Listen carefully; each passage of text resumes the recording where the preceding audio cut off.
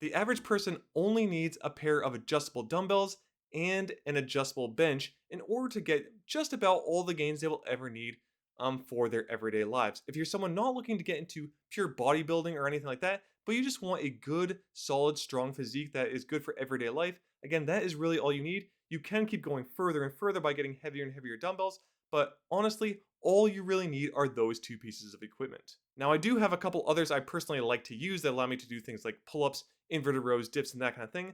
But again, those aren't required to actually get in really good shape and be strong. I just like those because they're good full body movements, have decent movement patterns, but again, you can get really, really, really good results. Probably most people would only really need up to 50 pounds for everyday life to see good results as well. And then you can, again, take it further and further by getting heavier dumbbells if that's something that you want to focus on doing in getting stronger. One thing you will have to focus on though is making sure you're going close enough to failure to really see any gains. Now, this can mean that you need to slow down the rep tempo a bit to focus on the main muscle doing the work during the contraction and make sure that you're getting close enough to failure to get a stimulus for muscle building to occur. Now, this means usually that the eccentric or the lengthening of the muscle portion is slowed down or challenged enough to send that signal to get stronger during rest. Remember, you're not building muscle outside of your rest period. During your workout, all you're doing is pumping blood into the muscle, but you're not actually building it. You're technically breaking it down during that time. So you have to make sure you're getting proper sleep, you're getting good protein and nutrients during the day, and you really need to allow time to recover between the workouts in order to see muscle growth. So I think actually most people don't get those two. For me, sleep is probably the biggest issue I have. Next is getting enough protein.